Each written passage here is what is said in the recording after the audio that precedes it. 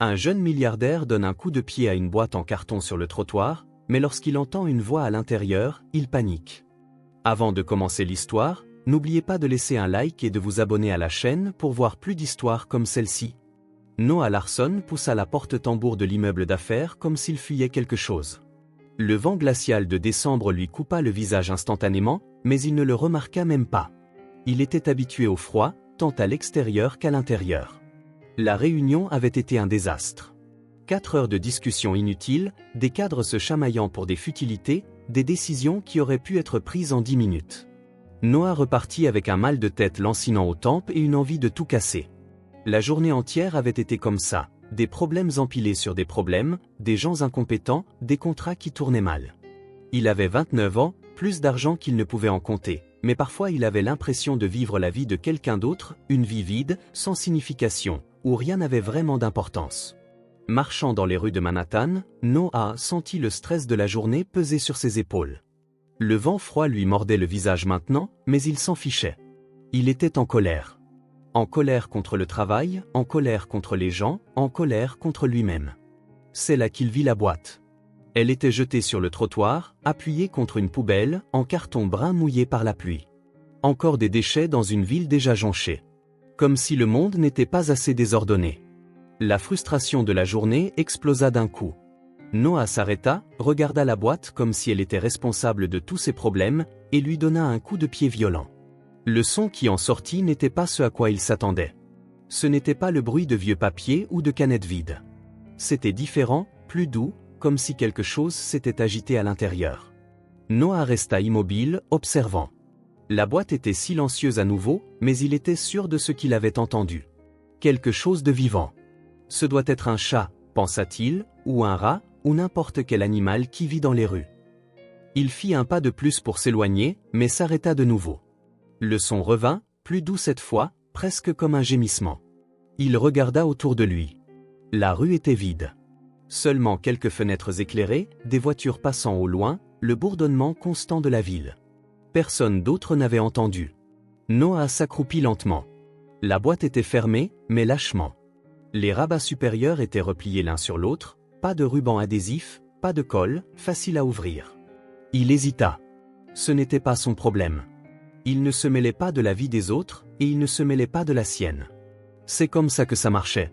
C'est comme ça que ça avait toujours marché. Mais ses mains bougeaient déjà. Quand il ouvrit la boîte, le monde s'arrêta. À l'intérieur se trouvait une enfant, une petite fille recroquevillée en position fétale, vêtue de vêtements autrefois blancs mais maintenant gris de saleté. Ses cheveux bruns étaient emmêlés sur son visage, ses bras maigres enroulés autour de son corps. Elle tremblait. Même inconsciente, elle tremblait. Noah s'agenouilla sur le trottoir, la fixant incrédule. La petite fille ne pouvait pas avoir plus de 4 ans, peut-être 5. Impossible d'être sûre comme ça, si petite, si fragile. « Qu'est-ce que c'est que ça ?» murmura-t-il. Il toucha délicatement son visage. Sa peau était gelée, trop froide. Ses lèvres étaient bleuâtres, et il pouvait voir son souffle sortir en petits nuages blancs. Pendant une seconde, Noah pensa appeler la police ou une ambulance, ou les deux. Quelqu'un qui savait quoi faire. Quelqu'un de formé pour ça. Mais elle bougea. Ce fut un petit mouvement, presque imperceptible. Sa tête tourna légèrement sur le côté, comme si elle cherchait une position plus confortable, et Noah vit qu'elle se réveillait. Il n'eut pas le temps de penser, pas le temps de planifier, pas le temps de faire la bonne chose ou la mauvaise. Il la souleva simplement. La petite fille ne pesait presque rien. C'était comme porter un oiseau blessé. Noah l'enveloppa dans son propre manteau, sentant à quel point elle était froide, comment son corps se serrait contre sa poitrine d'une manière qui provoqua quelque chose d'étrange dans son estomac, une urgence. Pour la première fois de sa vie, Noah Larson ressentit une vraie urgence. Pas la fausse urgence des délais commerciaux, des réunions importantes. C'était différent. C'était physique. C'était nécessaire. Il commença à courir. Les rues de Manhattan se floutèrent en une séquence de lumière, de voitures, de personnes, de feux de circulation. Tout devint alors que Noah courait avec la fille dans ses bras. Ses poumons brûlaient, son cœur battait de façon incontrôlable, mais il ne s'arrêta pas. L'hôpital le plus proche était à 8 pâtés de maison. Noah le savait parce qu'il l'avait dépassé des millions de fois, toujours en voiture, toujours en le négligeant. Maintenant, Il courait vers lui comme si la vie de quelqu'un en dépendait, et c'était le cas. La fille bougea de nouveau, à mi-chemin. Cette fois, elle ouvrit les yeux, grands, sombres, confus. Elle le regarda sans comprendre, sans peur, juste regarda. « Ça va aller, » dit Noah, ne sachant pas si c'était vrai. « Je vais t'aider. » Elle ferma de nouveau les yeux. L'hôpital Sainte-Marie était bondé, même à cette heure de la nuit. Lumière fluorescente, odeur de désinfectant, gens se dépêchant dans tous les sens avec la hâte organisée de ceux qui travaillent à sauver des vies. Noah entra en courant, portant toujours la fille. « J'ai besoin d'aide » cria-t-il à la réceptionniste. « Je l'ai trouvée dans la rue. Elle a très froid. Je crois. » Il n'eut pas besoin de finir. Une infirmière apparut de nulle part, vit la situation et appela immédiatement d'autres professionnels. En quelques secondes, la fille était sur une civière, poussée à l'intérieur. Quelqu'un lui mit un masque à oxygène sur le visage, quelqu'un vérifia ses signes vitaux, quelqu'un cria des chiffres que Noah ne comprenait pas. Il resta dans le couloir, regardant tout se passer à travers une porte vitrée. Ses bras étaient toujours dans la position de quelqu'un qui porte quelque chose, même vide. « Monsieur ?» Noah se retourna. C'était une jeune infirmière aux cheveux blonds tirés en queue de cheval. « J'ai besoin de quelques informations sur l'enfant. Son nom, son âge, qui sont ses parents. »« Je ne sais pas. » L'infirmière cligna des yeux. « Que voulez-vous dire, vous ne savez pas ? » ?»« Je l'ai trouvée dans une boîte dans la rue. Je ne sais pas qui elle est. » L'expression de l'infirmière changea. Noah y vit de la compassion, de l'inquiétude, et quelque chose qui ressemblait à de la suspicion. « Vous l'avez trouvée dans une boîte ? » ?»« Oui. Je marchais et j'ai entendu un bruit. Quand j'ai ouvert, elle était là. »« Et vous l'avez amenée ici ?» Ce n'était pas une question, c'était une observation, comme si l'infirmière essayait de savoir si Noah disait la vérité ou inventait une histoire folle. « Oui. Elle était inconsciente et très froide. » L'infirmière prit quelques notes sur un presse-papier. « J'aurai besoin de votre nom et de vos coordonnées pour le rapport. » Noah donna les détails automatiquement, nom, adresse, numéro de téléphone, des choses qu'il disait si souvent dans la journée qu'elle sortait sans réfléchir. « Vous pouvez attendre dans la salle d'attente. Dès que nous aurons plus d'informations sur son état, quelqu'un vous parlera. »« Comment va-t-elle » La question sortit avant que Noah ne puisse se contrôler. L'infirmière le regarda différemment, plus gentiment. « Les médecins l'examinent en ce moment. Il semble qu'il s'agisse d'hypothermie et de malnutrition, mais ils confirmeront. Vous avez fait ce qu'il fallait en l'amenant ici. » Noah hocha la tête et se rendit dans la salle d'attente. L'endroit était presque vide. Seulement un vieil homme dormant sur une chaise et une femme feuilletant un vieux magazine.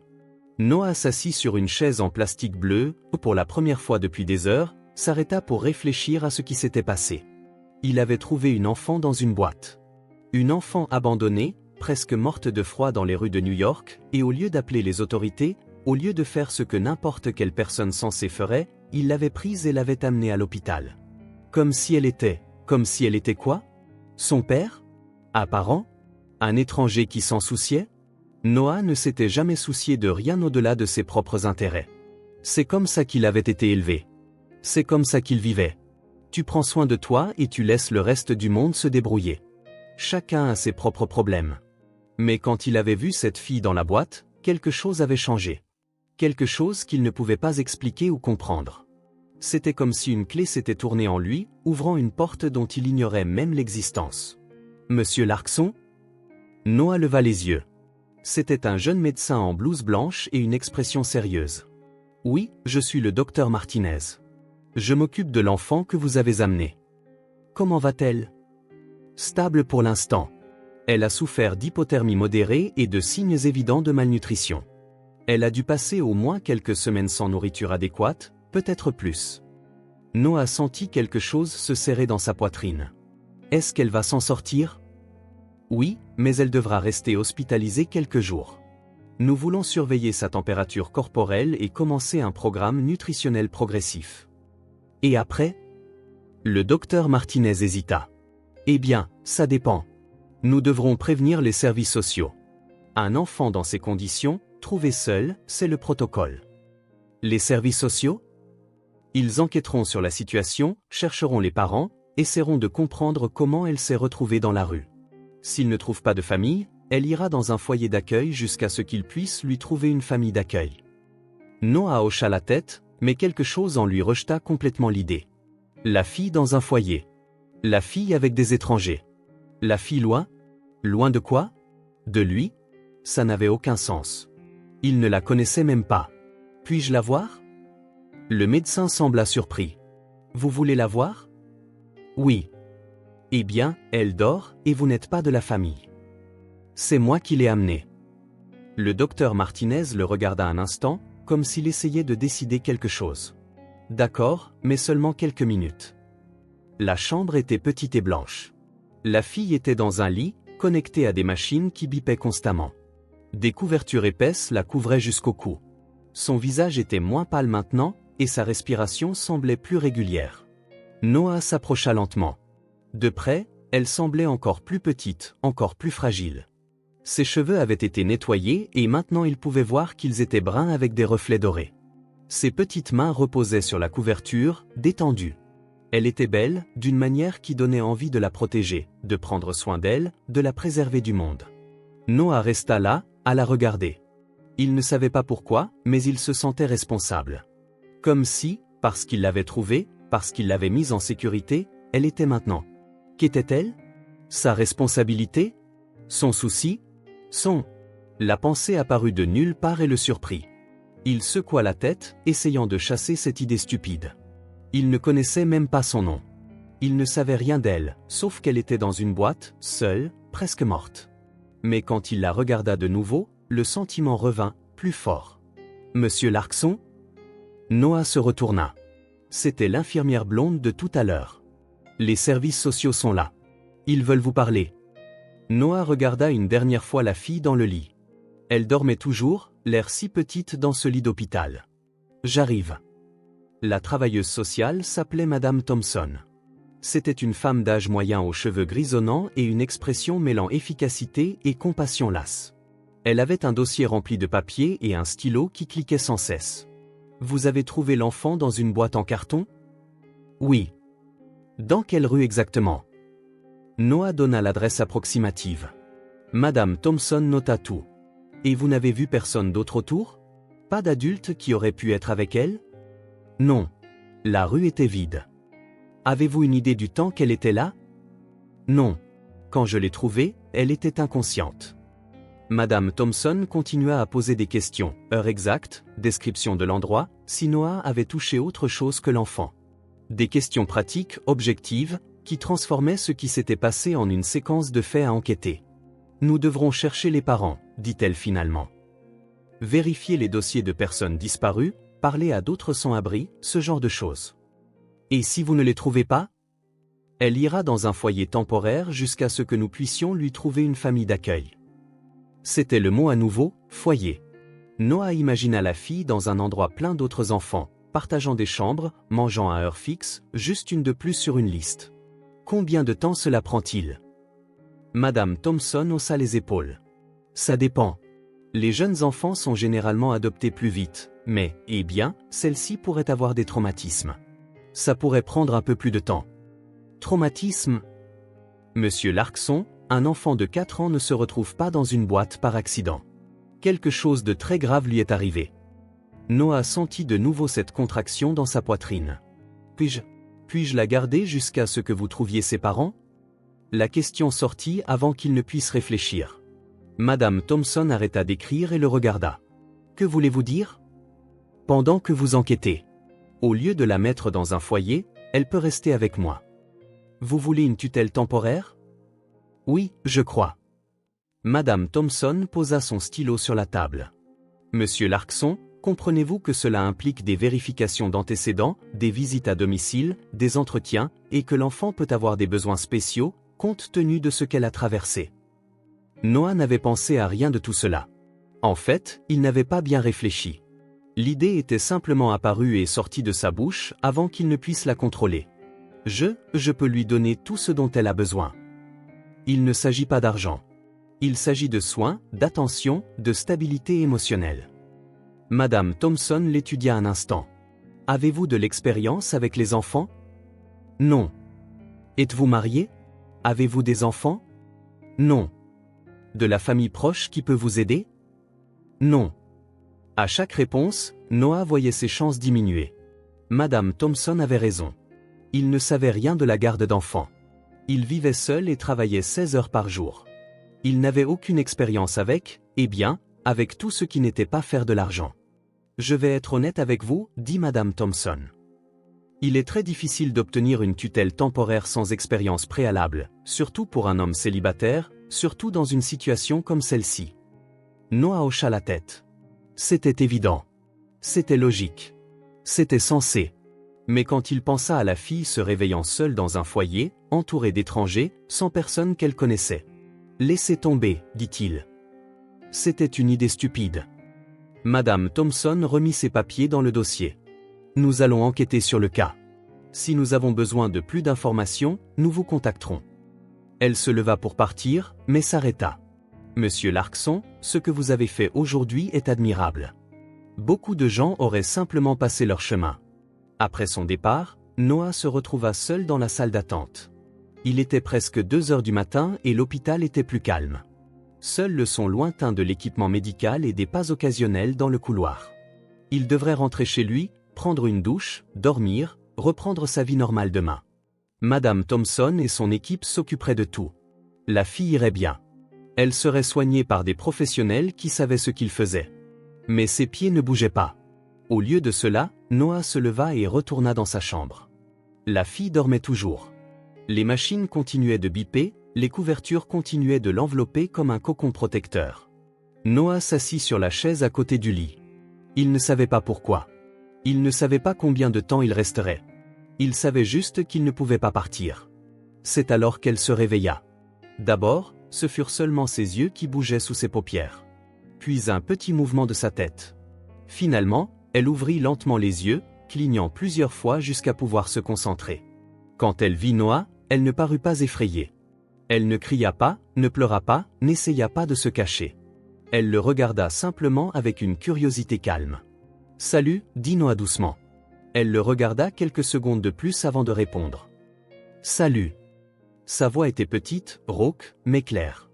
Noah se pencha légèrement. « Comment te sens-tu » Elle réfléchit à la question comme si c'était une chose compliquée à répondre. « Je n'ai plus froid. » C'était la première fois que Noah l'entendait vraiment parler. Sa voix était douce, mais il y avait quelque chose en elle qui n'était pas commun chez les enfants, une sorte de gravité ancienne. « C'est bien. Tu avais très froid quand je t'ai trouvé. »« C'est toi qui m'as trouvé ?»« C'est moi. » Elle l'étudia plus attentivement.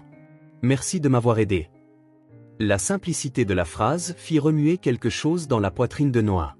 Elle le remerciait. Après tout ce qu'elle avait traversé, après avoir été abandonnée dans une boîte comme des déchets, elle le remerciait. « Pourquoi étais-tu dans la boîte ?» Elle resta silencieuse un instant, regardant le plafond. « Il faisait très froid.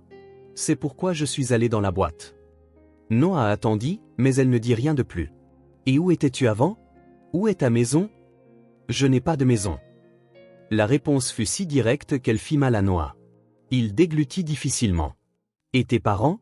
Ta maman, ton papa ? » « Ma maman est partie. »« Partie comment ?» Elle le regarda de nouveau.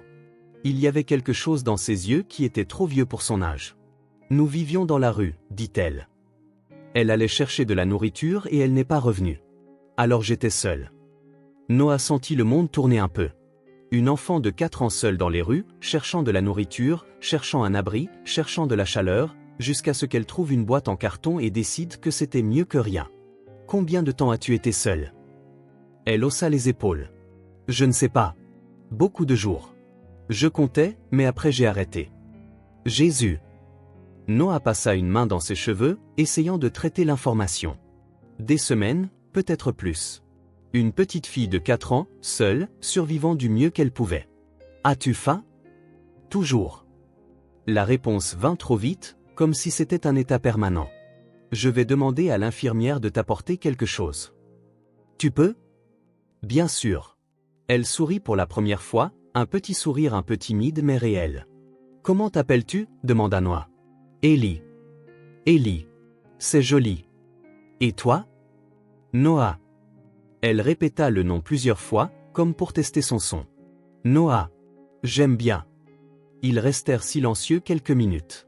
Ellie regarda autour de la pièce avec curiosité, touchant les couvertures, observant les machines. « C'est un hôpital ?» demanda-t-elle. « Oui.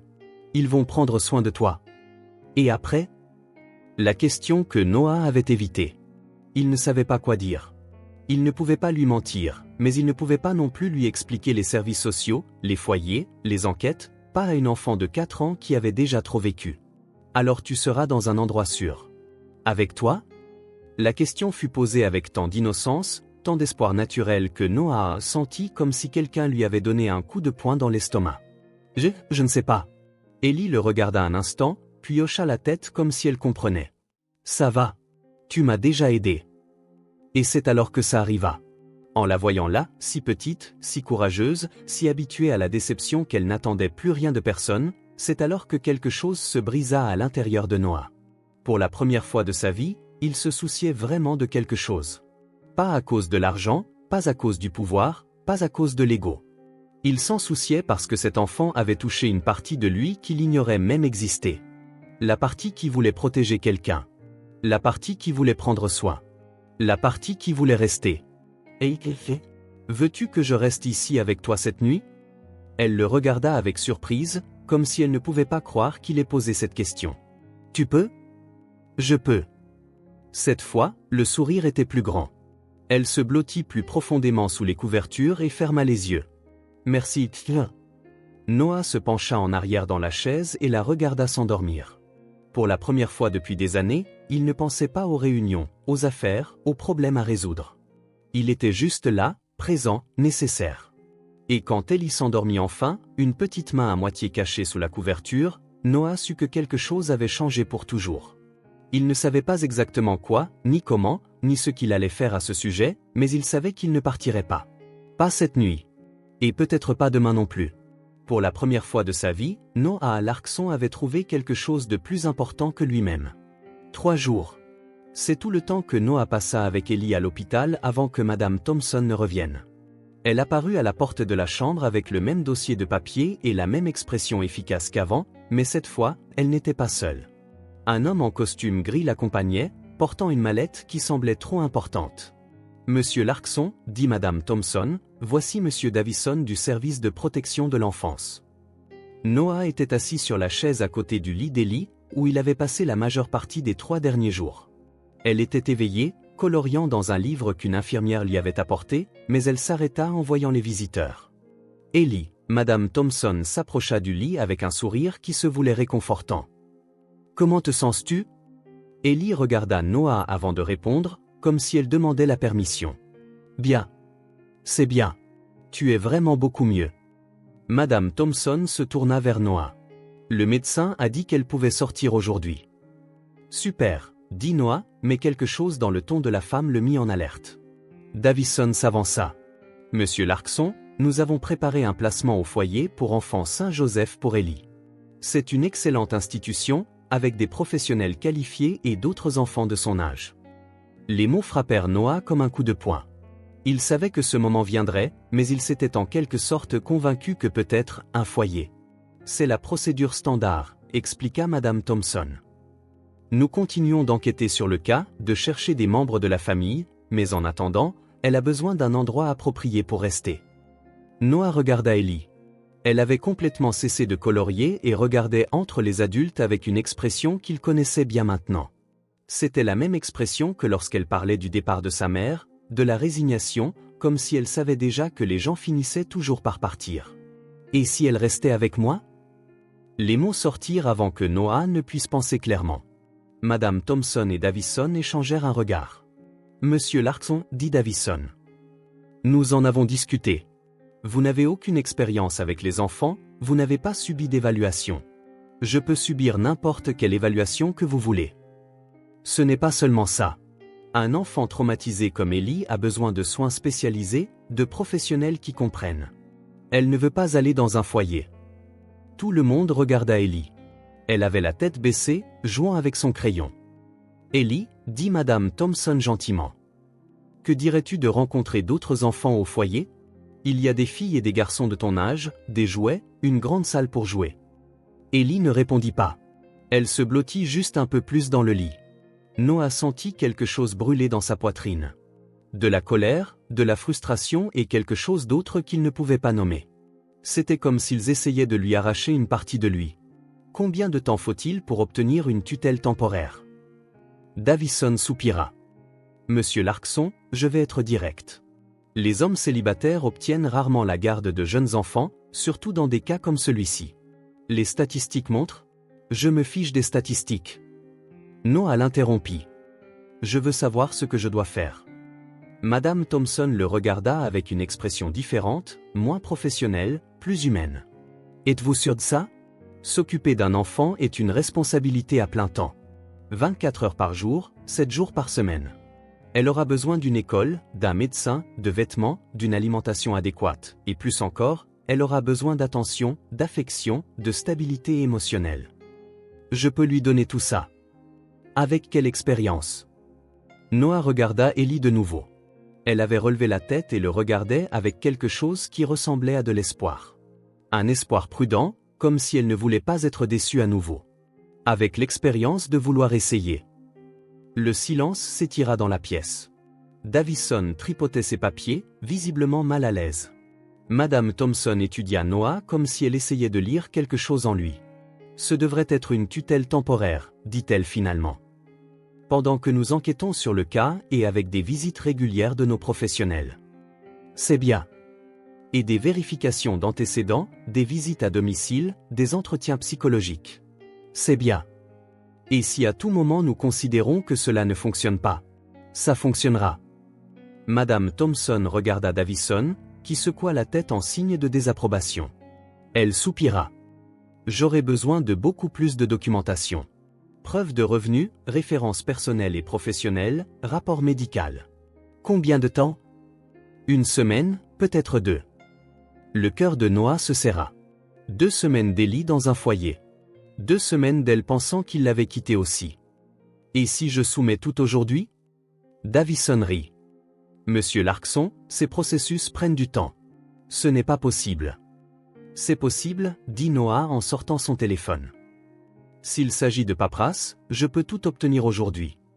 Il commença à composer des numéros. Des avocats, des comptables, des médecins, des gens qui travaillaient pour lui, qui lui devaient des faveurs, qui pouvaient faire en sorte que les choses se réalisent. En 15 minutes, il avait mobilisé une demi-douzaine de professionnels pour préparer tous les documents nécessaires. Madame Thompson écouta, impressionnée. Monsieur Larkson, même si vous obtenez toute la paperasse, nous devons toujours effectuer les visites, les entretiens. Faites-les aujourd'hui. Aujourd'hui. Maintenant. Je peux payer les heures supplémentaires pour qui que ce soit de nécessaire. Je peux payer le transport. Je peux payer tout ce qu'il faut, mais elle n'ira pas dans un foyer. Davison était rouge d'indignation. Ce n'est pas comme ça que les choses fonctionnent. Il y a des protocoles, des procédures. Il y a aussi des urgences, dit Noah. Et si vous pensiez qu'un enfant dans une boîte en carton était une urgence suffisante pour mobiliser tout le monde en toute hâte, alors un enfant qui ne veut pas aller dans un foyer devrait l'être aussi. Madame Thompson regarda Ellie, qui suivait la conversation avec de grands yeux. Ellie, dit-elle. Veux-tu rester avec Noah? Ellie regarda Noah, puis de nouveau Madame Thompson. Pendant un instant, Noah craignit la réponse. Et si elle disait non? Et si elle préférait aller au foyer avec d'autres enfants plutôt que de rester avec un inconnu qu'elle connaissait depuis 3 jours? Je peux? La question fut posée avec tant d'espoir qu'elle fit mal au cœur de Noah. Si tout se passe bien avec la documentation, dit Madame Thompson, oui. Ellie sourit, le premier grand sourire que Noah lui avait vu. Alors je veux. Davison essaya de protester un peu plus, mais Madame Thompson avait déjà décroché le téléphone. En 2 heures, la moitié du service de protection de l'enfance était à l'hôpital, vérifiant les documents, menant des entretiens et préparant les papiers pour la tutelle temporaire. Noah passa les entretiens comme s'il était dans une réunion d'affaires importante. Il répondit à toutes les questions, signa tous les papiers, donna toutes les informations demandées, et quand Madame Thompson dit enfin « Vous êtes approuvé », il ressentit un soulagement qu'il ne savait pas possible. C'est temporaire, souligna-t-elle encore une fois. 60 jours initiaux, renouvelables selon l'évolution du dossier. Compris? Compris. Et nous ferons des visites hebdomadaires. C'est bien. Et s'il y a un problème? Et il n'y en aura pas. 2 heures plus tard, Noah quittait l'hôpital avec Ellie. Elle portait des vêtements qu'une infirmière lui avait trouvés, un petit jean et un haut rose un peu trop grand. Elle portait un sac en plastique avec les dessins qu'elle avait faits ces derniers jours. Dans le taxi, elle était collée à la fenêtre, regardant la ville défiler. Elle ne dit pas grand-chose, mais Noah pouvait sentir son énergie nerveuse. Elle allait chez un inconnu, dans un endroit qu'elle n'avait jamais vu, avec quelqu'un qu'elle ne connaissait que depuis quelques jours. « Ça va ?» demanda-t-il. Elle hocha la tête, mais continua de regarder par la fenêtre. L'appartement de Noah était dans l'Upper East Side, au 22e étage d'un immeuble avec vue sur Central Park. Il était grand, moderne, rempli de meubles et d'œuvres d'art coûteux qu'il ne s'arrêtait jamais vraiment de regarder. C'était le genre d'endroit qui impressionnait les clients et les collègues. Mais quand il ouvrit la porte pour Ellie, Noah vit l'appartement à travers ses yeux, froid, vide, trop silencieux. « C'est ici que tu habites ?» demanda-t-elle, marchant lentement dans le hall d'entrée. « Oui. Maintenant, c'est aussi là que tu habites. » Elle continua à explorer, touchant les choses avec précaution, comme si elle craignait de casser quelque chose. Elle s'arrêta devant la grande fenêtre donnant sur la ville. « C'est très haut. »« Oui, mais c'est sûr. » Elle hocha la tête, acceptant l'explication. Noah l'emmena voir l'appartement, la cuisine moderne qu'il utilisait à peine, le salon avec des canapés blancs qui ressemblaient plus à des décorations qu'à des endroits pour s'asseoir, le bureau plein de papiers et d'ordinateurs, et enfin la chambre d'amis qu'il avait décidé d'être la sienne. Elle avait un lit simple, une commode, une chaise, tout très propre, très organisé, très impersonnel. « C'est ta chambre, dit-il. » Ellie entra lentement, regardant autour d'elle. Elle posa son sac sur le lit et resta au milieu de la pièce comme si elle ne savait pas quoi faire. « Tu n'aimes pas ? » ?»« J'aime bien. C'est juste. C'est très grand. » Noah regarda la pièce de nouveau. C'était une pièce normale, peut-être même petite selon ses normes, mais pour une enfant qui avait dormi dans une boîte en carton. « Tu veux que j'enlève des choses pour la rendre plus petite ? » Elle secoua la tête. « Non. Je vais juste m'y habituer. » Le reste de l'après-midi se passa dans un étrange mélange de formalité et de tentatives de normalité. Noah lui montra où était la nourriture, comment fonctionnait la télévision, où était la salle de bain. Ellie le suivait dans la maison, observant tout attentivement mais parlant peu. À l'heure du dîner, Noah réalisa qu'il n'avait rien de convenable pour un enfant. Il ouvrit le réfrigérateur et trouva de l'eau, du vin, quelques restes de nourriture chinoise et du yaourt périmé. « Quel genre de nourriture aimes-tu » demanda-t-il. Ellie haussa les épaules. « N'importe quoi. »« Non, sérieusement, qu'est-ce que tu veux pour le dîner ?» Elle réfléchit un instant. « Des pâtes. »« Des pâtes, d'accord. » Noah commanda de la nourriture italienne dans un restaurant qu'il connaissait. Quand elle arriva, ils s'assirent à la table à manger, une table trop grande pour 2 personnes, et mangèrent en silence. Ellie mangeait lentement, mâchant soigneusement comme si elle ne pouvait toujours pas croire que la nourriture était vraiment la sienne.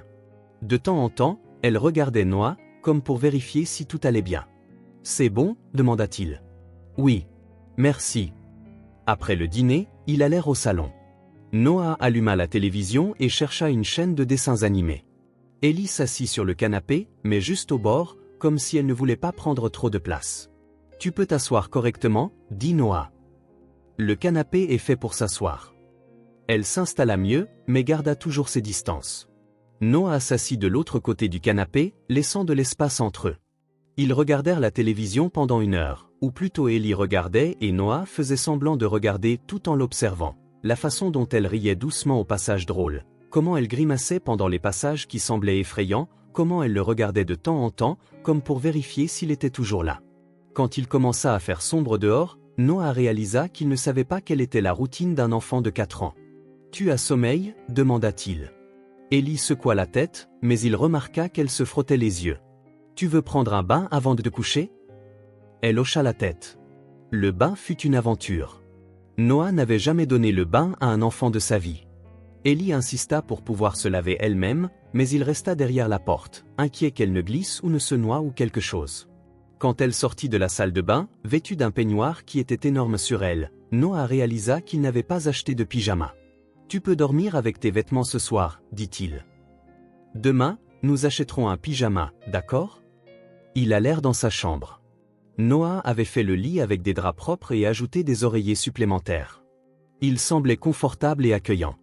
Ellie s'allongea sur le lit, mais elle resta quelque peu raide, comme si elle ne savait pas comment se mettre à l'aise. « Tu veux que je laisse la lumière allumée ?» demanda Noah. « Tu peux. » Il laissa la lampe de chevet allumée. « Et la porte ouverte ou fermée ?»« Ouverte. » Noah resta à la porte un instant, ne sachant pas quoi faire d'autre.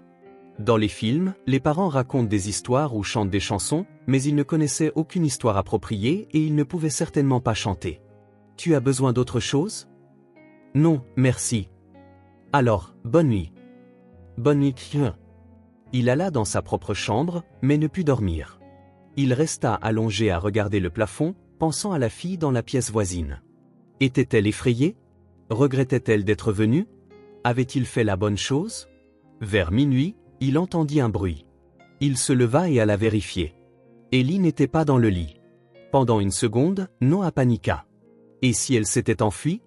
Et si elle avait décidé qu'elle préférait la rue ? Mais il la trouva sur le sol à côté du lit, recroquevillée dans la couverture. Elle dormait, respirant lentement et profondément. Noah la regarda un instant, essayant de comprendre. Le lit était fait, chaud, confortable. Pourquoi dormait-elle par terre ? Puis il comprit. Un lit était un luxe. Un lit était quelque chose qui pouvait être enlevé à tout moment. Le sol était sûr. Le sol était ce qu'elle connaissait. Il s'accroupit lentement, prit une couverture supplémentaire dans le placard et la posa délicatement sur elle, essayant de ne pas la réveiller. Ellie bougea un peu, mais continua de dormir. « Bonne nuit, petite » murmura-t-il. Dans les jours qui suivirent, Noah découvrit que s'occuper d'un enfant était complètement différent de tout ce qu'il avait jamais fait dans sa vie.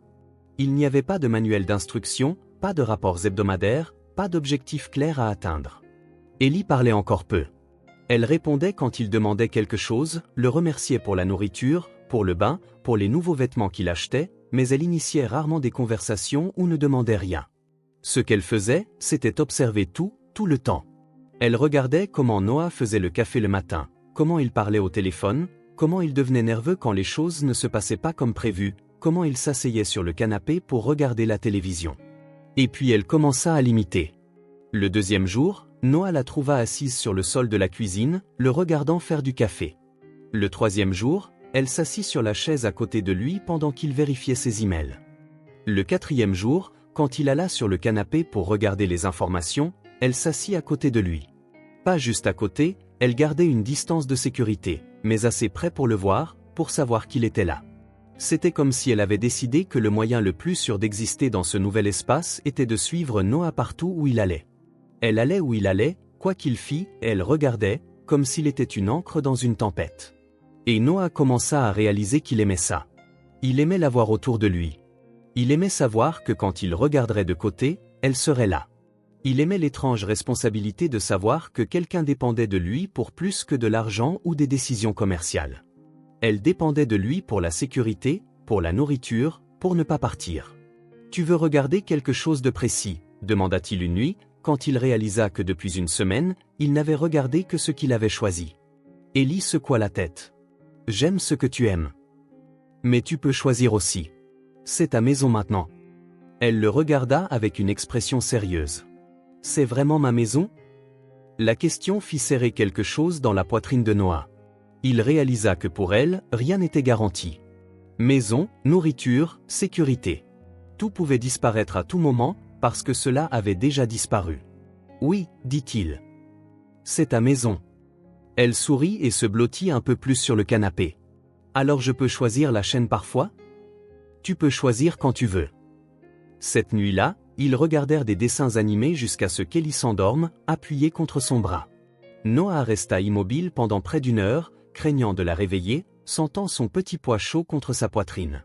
Quand il la porta finalement dans sa chambre, elle ne se réveilla pas, et pour la première fois depuis son arrivée, elle dormit dans le lit toute la nuit.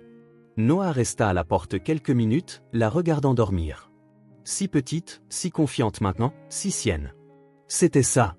Il ne savait pas quand c'était arrivé, mais c'était arrivé. Ellie était sa responsabilité, son souci, sa famille. Et il découvrit qu'il ne voulait pas que ce soit différent. Madame Thompson pouvait parler autant qu'elle voulait de tutelle temporaire et de procédure. Davison pouvait citer toutes les statistiques qu'il connaissait sur les hommes célibataires et les enfants traumatisés. Mais là, dans cette pièce, regardant Ellie dormir en sécurité et au chaud dans un vrai lit, Noah savait qu'il avait trouvé quelque chose qu'il ne savait pas chercher. Il avait trouvé une raison de se réveiller le matin qui n'avait rien à voir avec l'argent ou le pouvoir. Il avait trouvé quelqu'un qui avait besoin de lui autant qu'il avait besoin d'elle. Et pour la première fois de sa vie, Noah Larkson se sentit complètement, véritablement nécessaire. La deuxième semaine commença avec Noah réalisant qu'il ne savait absolument rien de comment prendre soin d'un enfant. Rien du tout. Le lundi matin, il se réveilla avec Ellie frappant à la porte de sa chambre. « Non, j'ai faim. » Il regarda l'horloge. 6h30 du matin. Jamais de sa vie il ne s'était réveillé si tôt par choix. Mais la voici, debout à la porte, les cheveux tout emmêlés et les vêtements froissés par le sommeil. « D'accord, faisons le petit déjeuner. » Noah alla à la cuisine et ouvrit le réfrigérateur. Il était toujours pratiquement vide. Il avait quelques fruits qu'il avait achetés la veille, du yaourt, et c'était tout. « Qu'est-ce que tu manges habituellement pour le petit déjeuner » demanda-t-il. Ellie haussa les épaules. Ce qu'il y a, cette réponse commençait à déranger Noah. Non pas parce que c'était difficile, mais parce que c'était évident qu'elle avait appris à ne pas attendre grand-chose de la vie. « Non, sérieusement, qu'est-ce que tu aimes manger ?» Elle réfléchit un instant. « Des céréales. »« Des céréales, d'accord. » Noah regarda les placards. Il n'y avait pas de céréales. Pas de lait. Rien qu'un enfant normal mangerait au petit déjeuner. « Allons en acheter, » dit-il. Le supermarché à 7h du matin était un nouveau monde pour Noah. Plein de gens qui se précipitaient, achetaient des courses pour la semaine, prenaient un café en allant au travail. Il ne l'avait jamais remarqué parce qu'il n'avait jamais été dans un supermarché à 7 heures. En fait, il était rarement dans un supermarché à n'importe quelle heure. Ellie fut impressionnée par la taille de l'endroit. Elle marchait collée au chariot que Noah poussait, regardant tout avec de grands yeux. « Il y a beaucoup de nourriture ici, » dit-elle. « Oui, tu peux choisir tout ce que tu veux. » Ils allèrent d'abord au rayon des céréales. Noah se tenait devant les étagères, regardant des dizaines de boîtes colorées. Comment quelqu'un choisit-il parmi tant d'options? Laquelle veux-tu? Ellie regarda toutes les options, clairement perdue elle aussi. Je ne sais pas laquelle est la meilleure. Je ne sais pas. Je n'ai jamais acheté de céréales. Elle le regarda avec surprise. Jamais? Jamais. Qu'est-ce que tu manges au petit déjeuner? Noah réfléchit. Que mangeait-il au petit déjeuner? Du café, d'habitude. Parfois rien. Parfois quelque chose que son assistante achetait. Du café, dit-il. Juste du café. Parfois un fruit. Ellie sembla trouver cela très étrange. Tu n'as pas faim? Je m'y suis habituée. Elle hocha la tête comme si elle comprenait parfaitement. Encore une chose qu'ils avaient en commun, s'habituer à moi. Mais aujourd'hui, c'était différent. Aujourd'hui, ils allaient choisir des céréales. Ellie désigna une boîte avec un personnage coloré. Celle-là a l'air bonne. Alors prenons celle-là. Noah jeta la boîte dans le chariot et ils continuèrent à marcher. Lait, fruits, pain, œufs. Des choses de base qu'ils n'avaient jamais pensé avoir à la maison parce qu'ils mangeaient toujours dehors ou commandaient à emporter. Quand ils rentrèrent à la maison, Noah réalisa qu'il avait un autre problème. Il ne savait pas comment préparer quoi que ce soit. Il ouvrit la boîte de céréales et la versa dans un bol. Il prit le lait et en renversa la moitié sur le comptoir. « Merde, » dit-il, et regretta immédiatement. « Désolé. Je ne devrais pas jurer autour de toi. » Ellie gloussa. C'était un petit rire, juste un souffle d'air, mais c'était la première fois que Noah l'entendait vraiment rire. Pas un sourire poli ou une réponse à ce qu'il disait. Un vrai rire. « Je peux t'aider, » dit-elle. Et puis quelque chose d'étrange se produisit. Noah, qui dirigeait des entreprises, qui prenait des décisions qui déplaçaient des millions de dollars, qui commandait des réunions avec des dizaines de cadres, laissa une fille de 4 ans lui apprendre à verser du lait dans des céréales. Ellie grimpa sur une chaise pour atteindre le comptoir et tint le carton de lait des deux petites mains. L'en était, se concentrant. Juste un petit peu à la fois. Elle versa le lait avec précaution, s'arrêtant quand la quantité fut bonne. Puis elle prit une cuillère du séchoir et la lui tendit. Fini. Merci, dit Noah. Tu es doué pour ça. J'ai appris de ma maman, dit-elle. Il fallait faire attention à ne pas gaspiller. C'était la première fois qu'Ellie mentionnait sa mère sans qu'on le lui demande. Noah resta silencieux, attendant de voir si elle continuerait. Ils s'assirent à table et mangèrent en silence quelques minutes. Les céréales étaient trop sucrées pour le goût de Noah, mais il ne dit rien. C'était ce qu'Ellie avait choisi, donc c'était ce qu'ils allaient manger. Tu n'as jamais eu de famille?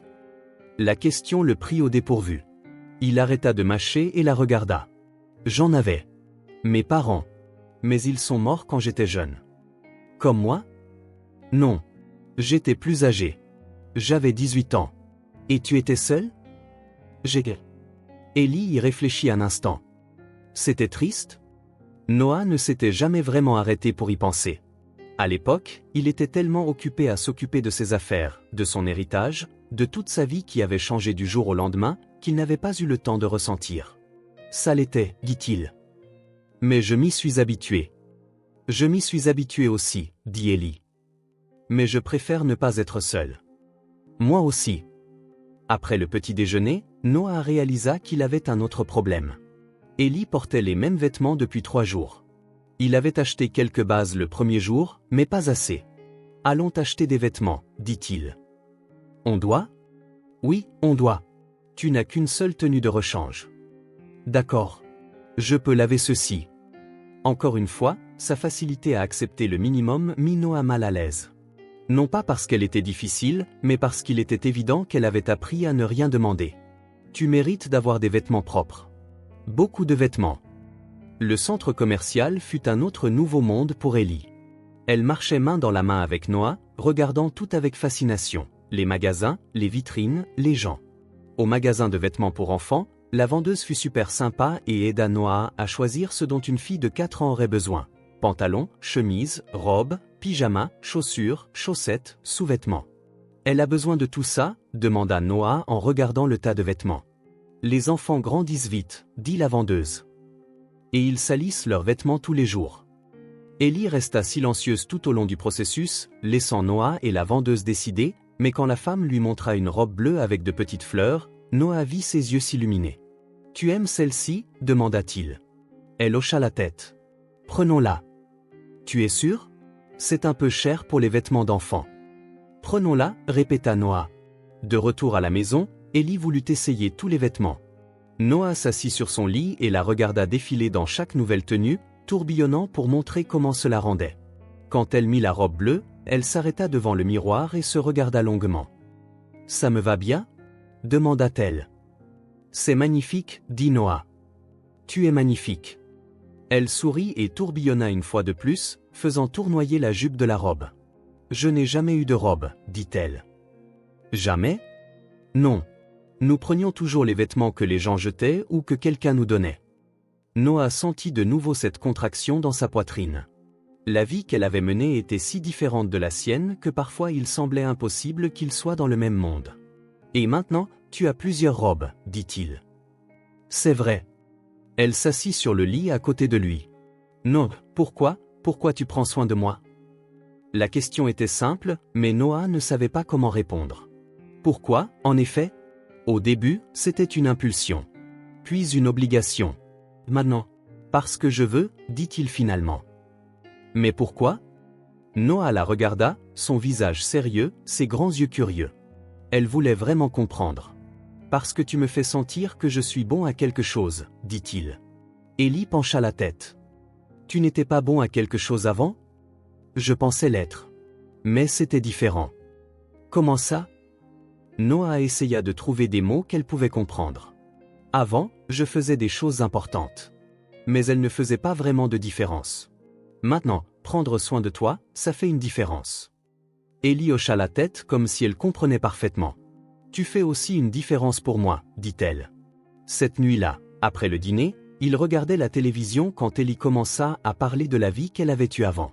Ce n'était pas forcé, elle commença simplement à la raconter comme si c'était une histoire ordinaire. Et nous vivions dans un parc près d'une église, dit-elle. Il y avait un banc où nous dormions et une fontaine où nous nous lavions le visage. Noah baissa le volume de la télévision et prêta attention. Pendant la journée, nous nous promenions en cherchant de la nourriture. Parfois les gens nous en donnaient, parfois nous en trouvions dans les poubelles des restaurants. Elle parlait nonchalamment, comme si c'était normal, comme si ce n'était qu'une phase de la vie. Quand il pleuvait, nous nous cachions sous l'auvent d'un magasin ou dans les toilettes publiques du parc. « Tu n'avais pas peur » demanda Noah. Ellie réfléchit à la question. Au début, non. C'était une sorte d'aventure. Ma maman disait que nous explorions la ville, que nous voyions de nouveaux endroits. Elle se blottit plus près sur le canapé.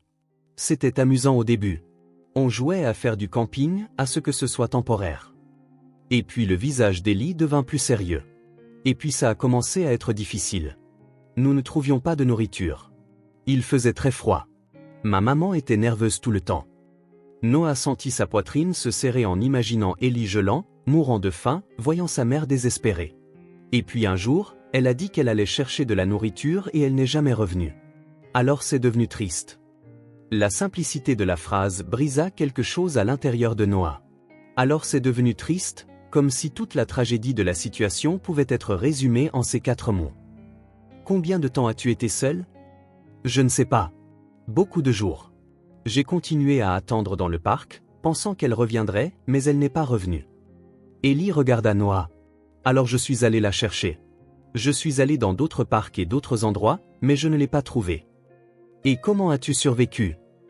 Je ramassais de la nourriture dans les poubelles, je buvais l'eau de la fontaine, je dormais où je pouvais.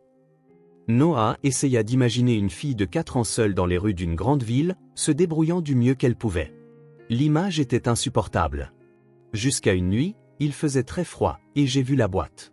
J'ai pensé qu'il ferait plus chaud à l'intérieur. Et tu es entré dans la boîte? Oui. J'avais très sommeil et très froid. Alors tu m'as trouvé. Ils restèrent silencieux quelques minutes. Noah ne savait pas quoi dire. Que pouvait-on dire à une enfant qui avait traversé ça? Tu sais ce qui est amusant, dit Ellie finalement. Quoi? Avant, je devais chercher de la nourriture tous les jours. Je devais chercher un endroit pour dormir. Je devais chercher un endroit pour me cacher de la pluie.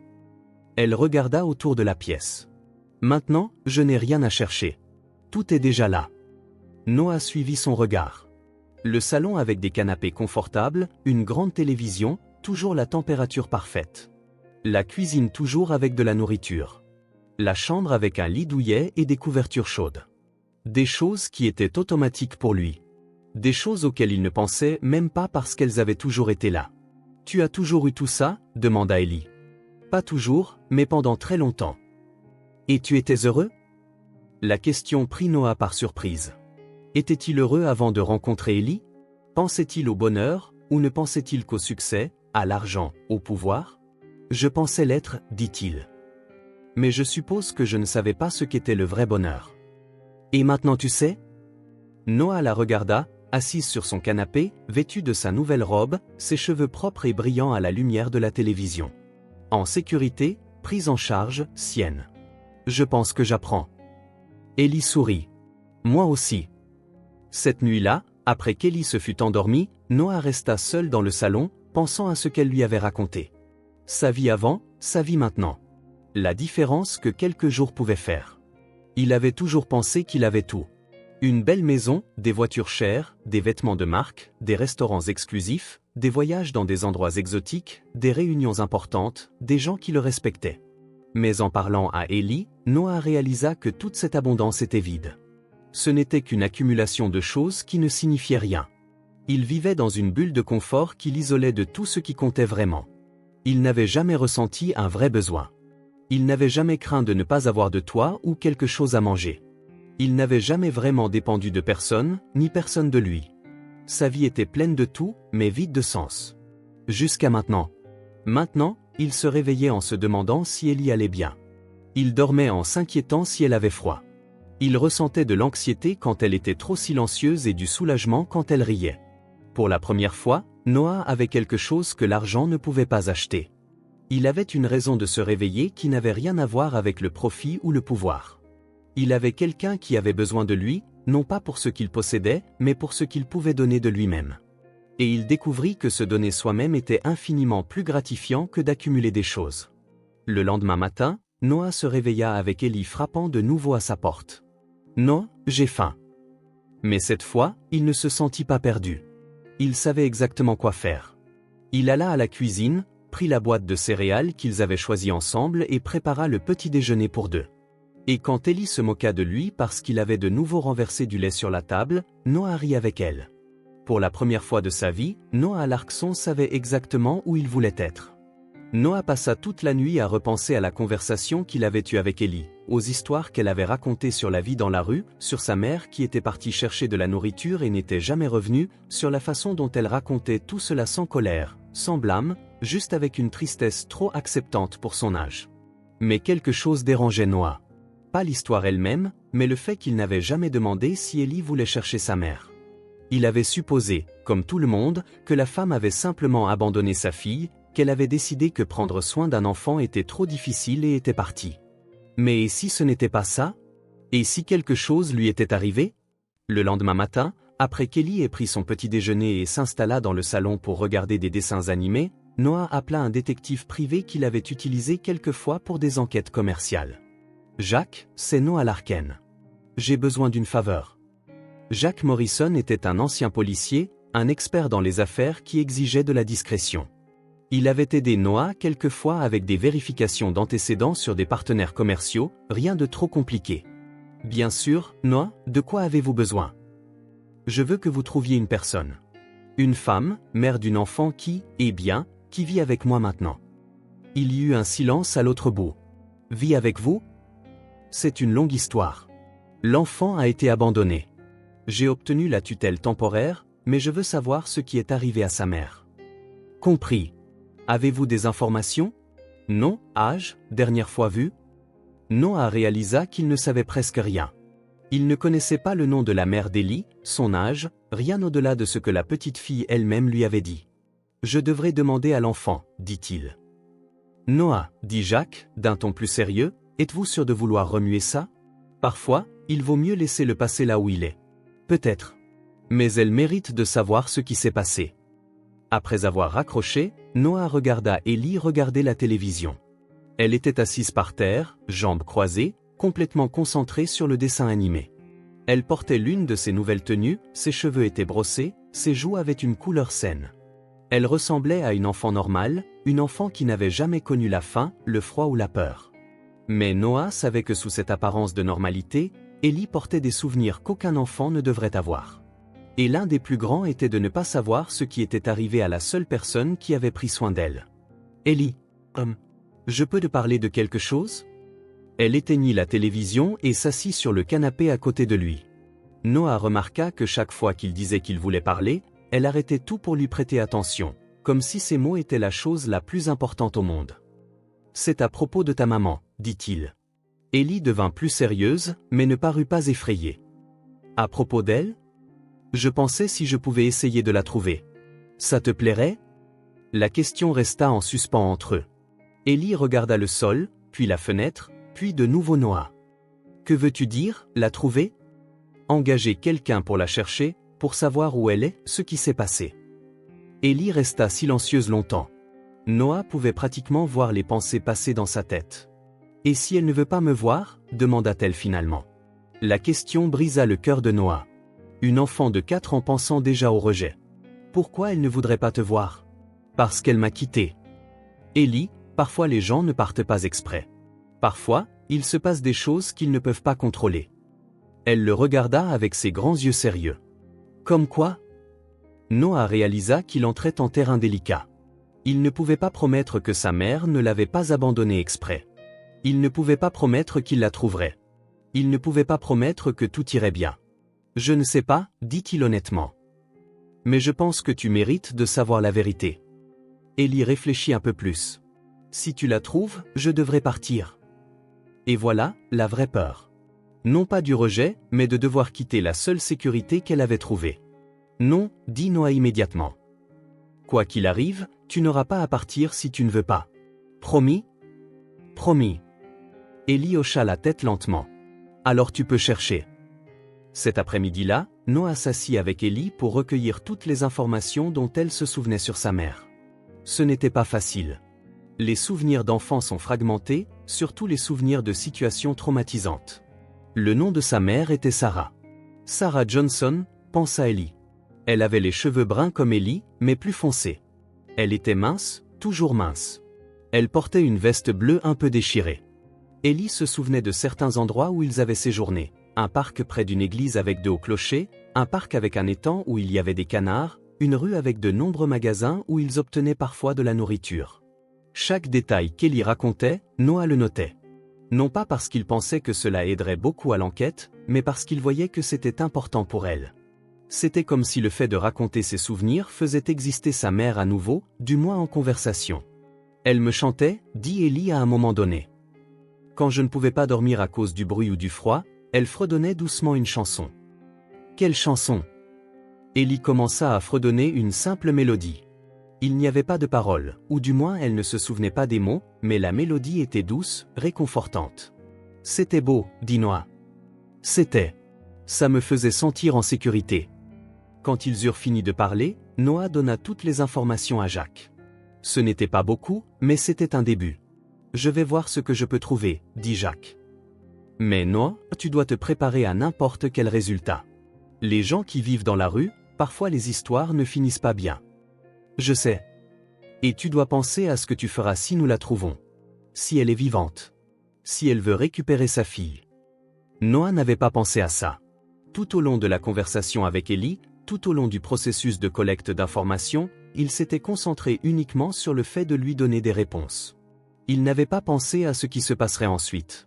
Et pour la première fois de sa vie, Noah essayait d'aider quelqu'un à revenir et non à partir. Toute sa carrière avait consisté à convaincre les gens de signer des contrats, d'accepter ses conditions, de faire ce qu'ils voulaient. Il était expert pour faire en sorte que les gens se détournent d'autres options et le choisissent. Mais maintenant, il faisait exactement le contraire. Il cherchait activement quelqu'un qui pourrait lui enlever Ellie.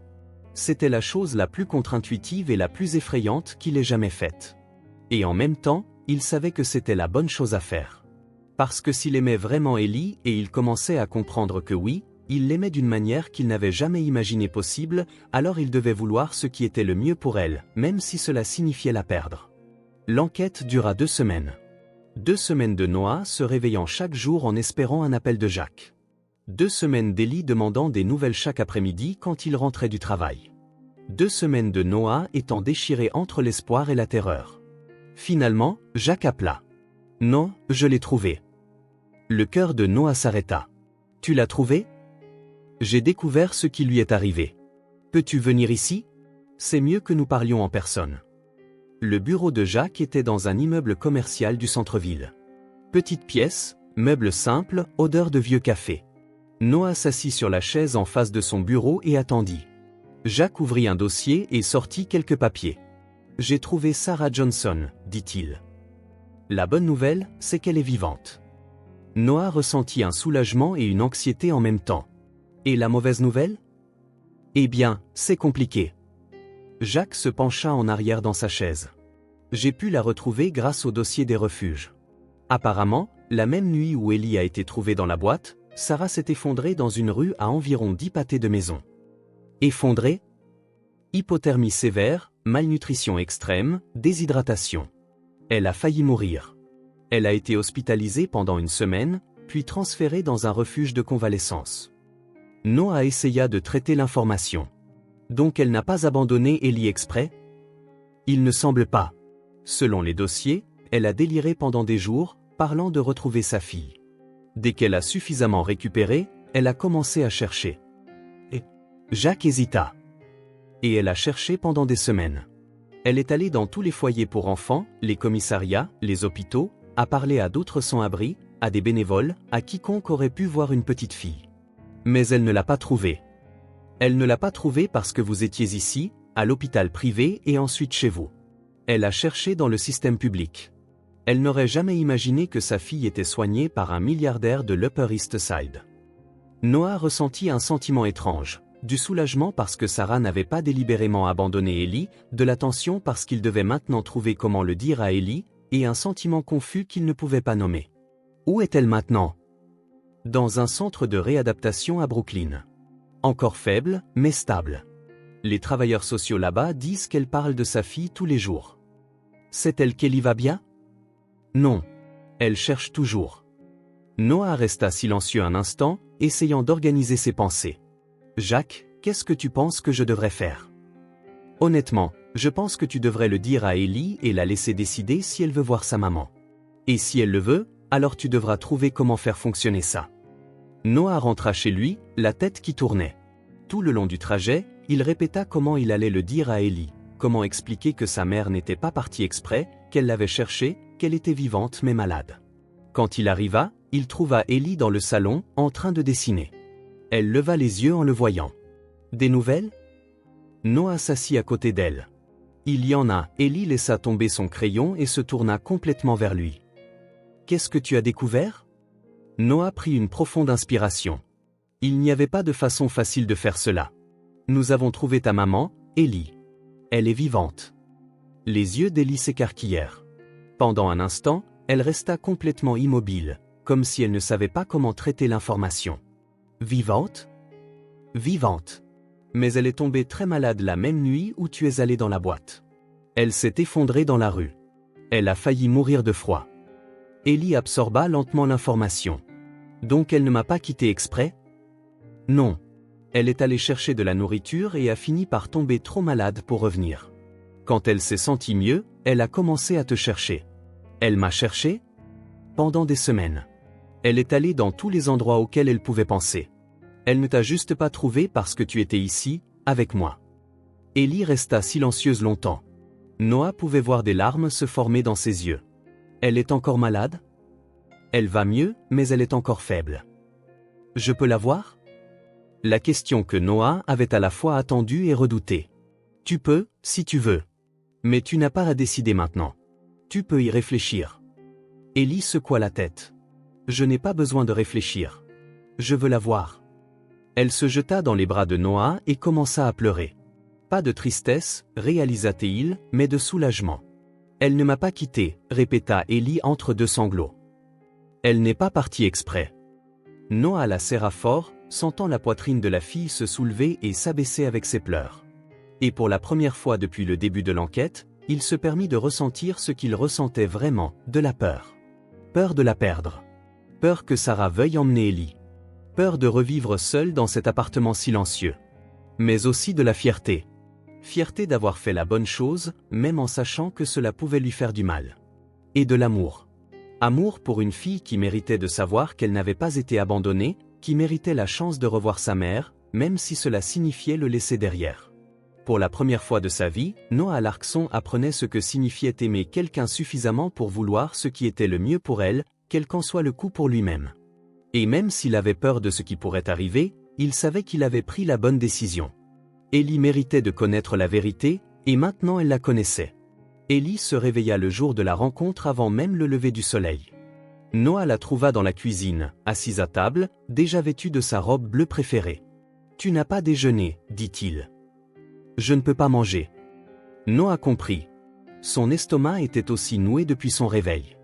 Il avait passé toute la nuit à imaginer comment ce serait. Comment Ellie réagirait en voyant sa mère après si longtemps, comment Sarah réagirait en voyant sa fille, bien grandie, différente. « Tu veux y aller plus tard ?» demanda-t-il.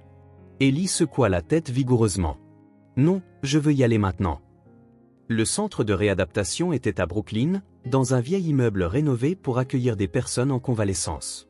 Ce n'était pas beau, mais c'était propre et organisé.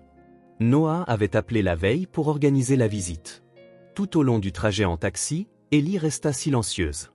Elle regardait par la fenêtre, tripotait ses doigts, prenait des respirations profondes de temps en temps. Noah voulait dire quelque chose pour la rassurer, mais il ne savait pas quoi.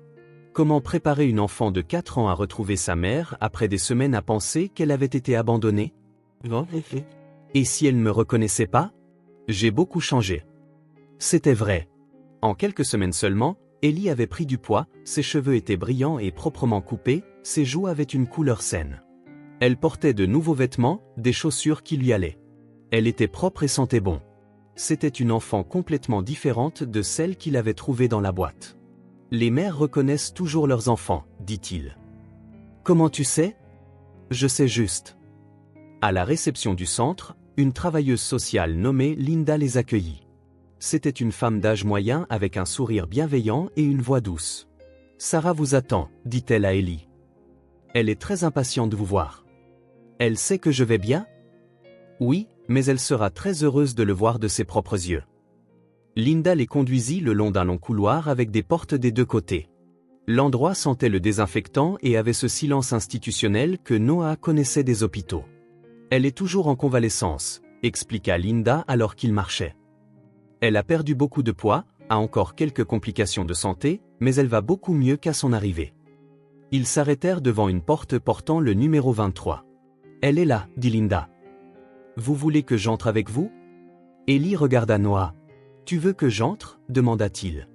Oui. Linda frappa à la porte et l'ouvrit lentement. Sarah, ils sont là.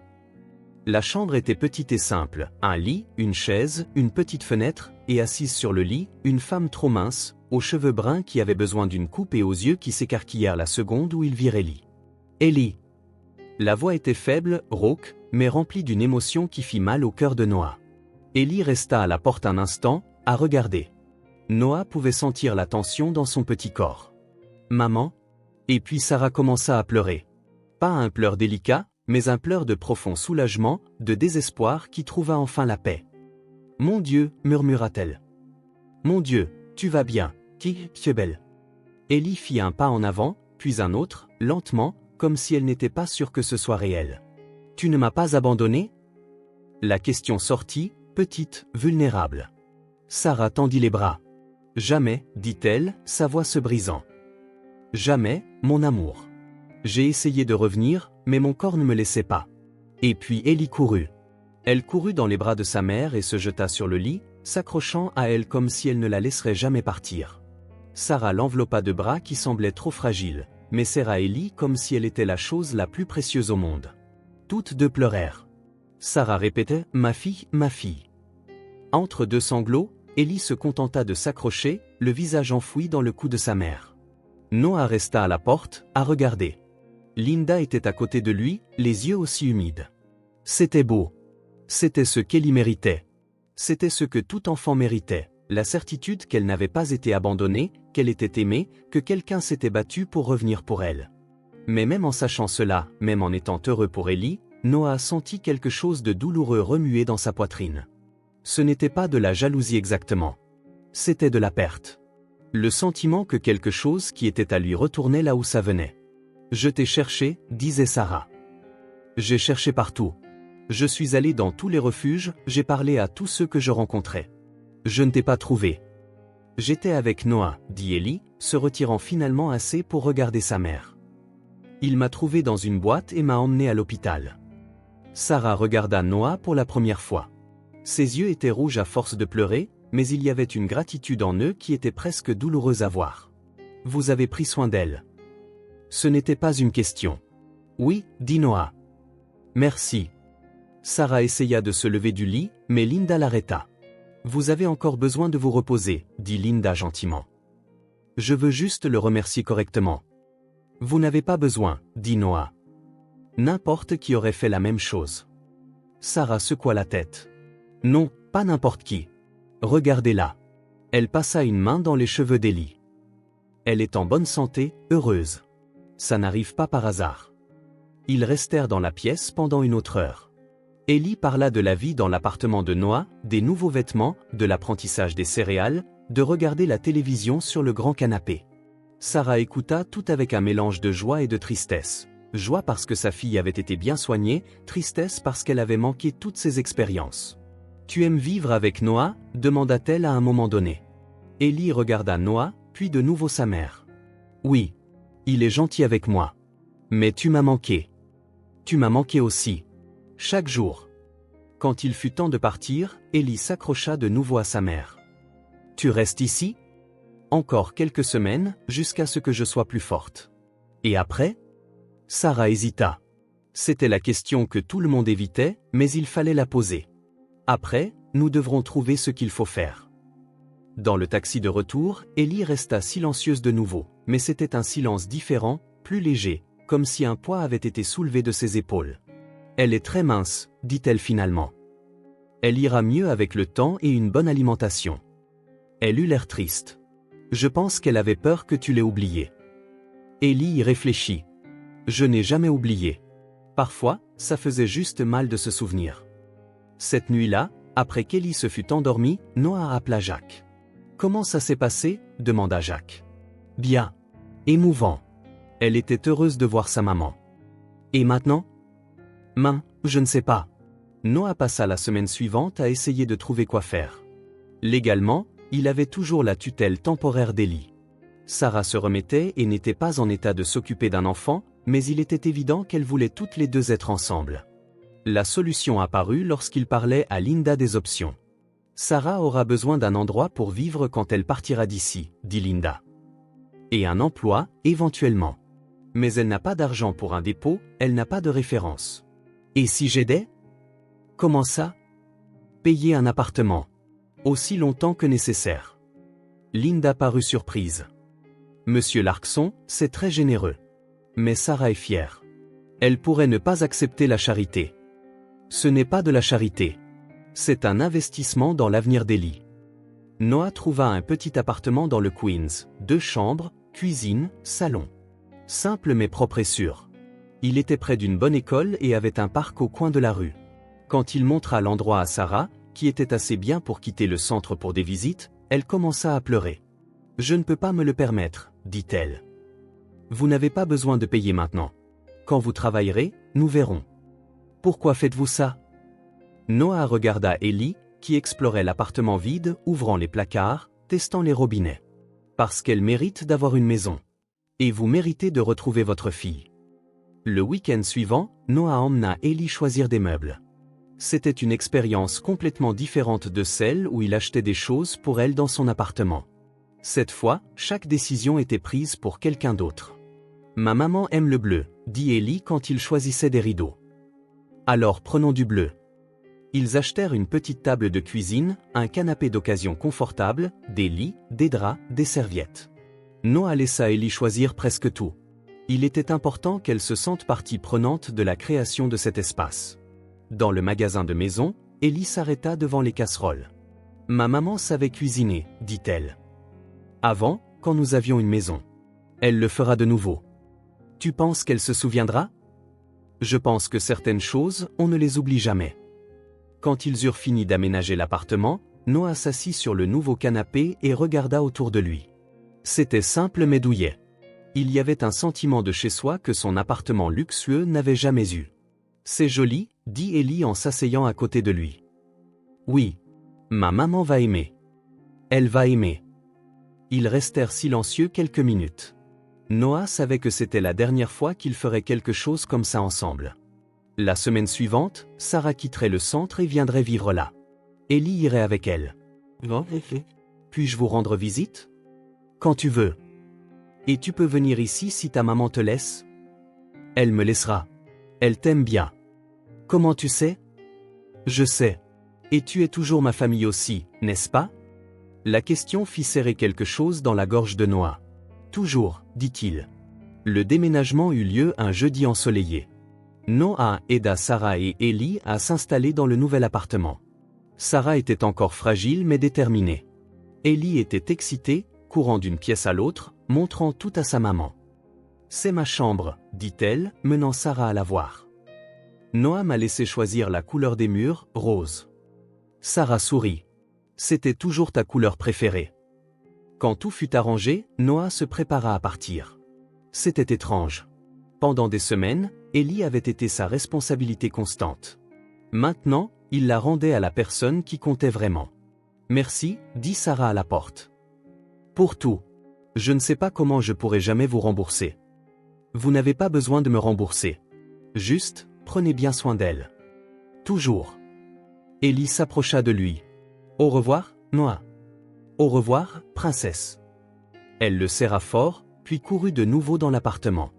Noah retourna à son propre appartement, et pour la première fois depuis des semaines, se retrouva seul de nouveau. L'endroit était comme il avait toujours été, propre, organisé, silencieux. Mais maintenant, il se sentait vide d'une manière qui faisait mal. Il traversa les pièces, remarquant des choses qu'il n'avait pas remarquées auparavant, l'absence des dessins d'Ellie sur le réfrigérateur, le manque de petits vêtements dans la buanderie, le silence là où il y avait eu des rires et des conversations. C'était comme si un morceau de lui était retourné ailleurs. Et peut-être était-ce exactement cela. Le samedi suivant, Noah travaillait dans son bureau quand la sonnette retentit.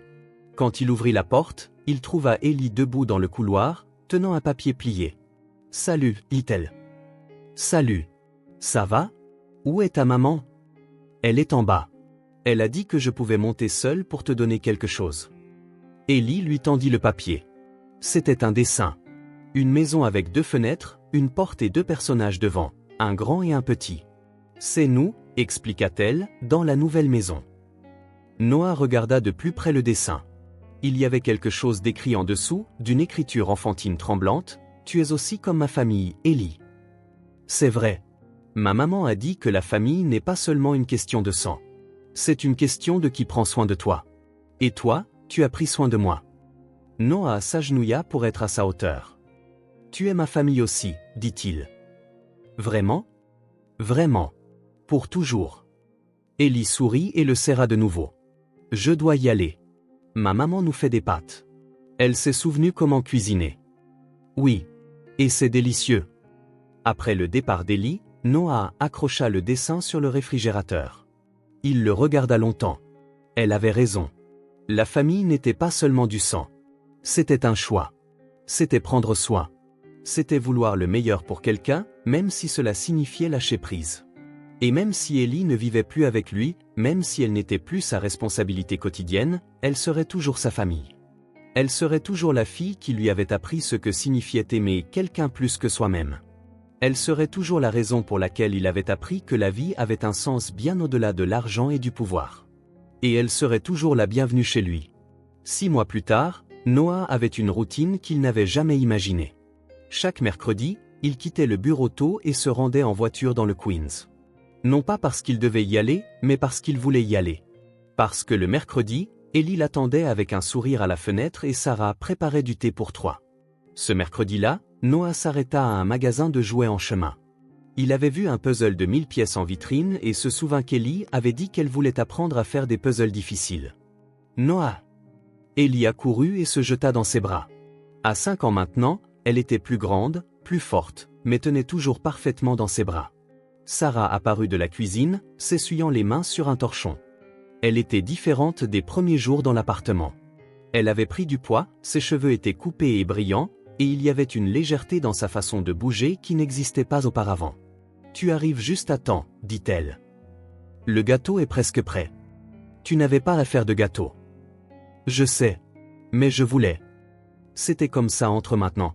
De petits gestes d'affection qui venaient non pas d'une obligation, mais d'une gratitude et d'une affection sincère qui avaient grandi naturellement au fil des mois. Sarah avait trouvé un emploi à temps partiel dans un magasin de vêtements pour enfants. Noah continuait de payer le loyer, mais c'était maintenant plus un arrangement familial qu'une œuvre de charité. « Je t'ai apporté quelque chose, » dit Noah à Ellie en lui tendant le sac. Quand elle vit le puzzle, ses yeux s'illuminèrent. 1000 pièces. Tu t'en es souvenu. Après la collation, ils s'installèrent sur le sol du salon pour assembler le puzzle. C'était un paysage de montagne avec un lac au milieu. Ellie insista pour séparer toutes les pièces par couleur d'abord. Noah, dit Ellie à un moment donné, tu as de la famille en dehors de nous. La question le prit au dépourvu. Non, dit-il. Vous êtes ma famille. Et les autres enfants qui n'ont pas de famille, comme nous avons. Noah arrêta de jouer avec les pièces et la regarda. Il y a d'autres enfants qui dorment dans des boîtes ou dans des parcs. Oui, dit Noah honnêtement. C'est triste. Tu pourrais les aider aussi. Sarah se leva du canapé et vint s'asseoir par terre avec eux. Tu sais, elle a raison. Quand j'étais au centre de réadaptation, j'ai rencontré beaucoup de mères qui ont perdu leurs enfants parce qu'elles n'avaient pas de logement. Ce serait beaucoup de responsabilités, dit Noah. Tu as de l'argent pour ça, dit Ellie avec la simplicité brutale des enfants. Tu n'as pas à aider tout le monde, dit Sarah, mais tu pourrais en aider quelques-uns, comme vous nous avez aidés. Qu'est-ce que tu veux dire par « vous nous avez aidés » ? Tu nous as donné une maison. Nous t'avons donné une famille. Tout le monde a aidé tout le monde. Cette nuit-là, Sarah et Noah parlèrent de l'idée. Sarah connaissait le système de l'intérieur. Elle savait quels étaient les vrais problèmes, où se trouvait le plus grand besoin. Le plus grand problème n'est pas l'argent, expliqua-t-elle. C'est le manque d'intégration. Les mères sont à un endroit, les enfants à un autre. Personne ne travaille ensemble pour maintenir les familles unies. Noah passa les semaines suivantes à faire des recherches, à parler à des travailleurs sociaux, à visiter des refuges. Ce qu'il vit confirma ce que Sarah avait dit. 6 mois plus tard, Noah était devant un immeuble rénové à Brooklyn, regardant l'enseigne « Fondation Château sans porte ». C'était un nom qu'Ellie avait suggéré. « Pourquoi des châteaux ?» avait demandé Noah. « Parce que chaque enfant mérite de se sentir comme une princesse ou un prince. Et pourquoi sans porte? Parce que quand tu n'as pas de maison, c'est comme si toutes les portes sont fermées pour toi. Alors nous les laissons ouvertes. La fondation commença modestement. 5 appartements pour des familles en transition, une équipe de travailleurs sociaux, un programme de formation professionnelle pour les mères, une garderie pour les enfants. Le jour de l'ouverture, Sarah et Ellie étaient là. Ellie portait un dessin qu'elle avait fait spécialement pour l'occasion. Un bâtiment avec de nombreuses fenêtres et une grande porte ouverte. Et devant, des dizaines de petites figures entrant et sortant librement. « C'est pour toi, dit-elle en tendant le dessin à Noah. Pour que tu le mettes dans ton nouveau bureau. » Il scotcha le dessin au mur derrière son bureau. Il y avait tout ce dont il avait besoin pour se souvenir pourquoi il faisait cela. Dans les mois qui suivirent, la fondation grandit. Plus d'appartements, plus de familles, plus d'histoires de nouveaux départs. Noah continua de rendre visite à Sarah et Ellie tous les mercredis, mais maintenant il passait aussi les samedis matins à la fondation. L'un de ces samedis, il aidait une nouvelle mère quand Ellie apparut à la porte. « Salut, Noah. Ma maman est venue apporter des vêtements qui ne me vont plus. » Ellie regarda autour de l'appartement. « Ça ressemble à notre appartement quand tu nous as aidés à déménager. Tu aimes faire ça ?» demanda-t-elle. « J'aime beaucoup. »« Pourquoi ?»« Parce que ça me fait sentir utile. »« Tu as toujours été utile, » dit Ellie. « Tu ne le savais juste pas. » Cette nuit-là, Noah reçut un appel de Sarah. « Ellie veut te parler. »« Salut, Noah. Je voulais juste dire bonne nuit. »« Bonne nuit à toi aussi, Noah. Merci de m'avoir trouvé dans cette boîte. Merci d'avoir été là pour être trouvé. » Après avoir raccroché, Noah pensa à la façon dont la vie avait changé. Il y a un an, il était un homme qui avait tout et ne ressentait rien. Aujourd'hui, il avait découvert que la vraie richesse n'était pas dans ce que l'on possédait, mais dans le nombre de vies que l'on touchait. Ellie lui avait appris cela. Une enfant de 4 ans qui aurait dû se sentir reconnaissante d'avoir été sauvée, mais qui, en fait, avait été celle qui l'avait sauvée. Elle n'avait pas seulement trouvé une famille, elle en avait créé une. Il n'avait pas adopté Ellie. Elle l'avait adoptée. Et il ne fut plus jamais seul. Si cette histoire vous a touché, abonnez-vous à la chaîne et activez les notifications pour ne pas manquer les prochaines. Laissez un like, car cela aide cette histoire à être recommandée à plus de monde. À la prochaine.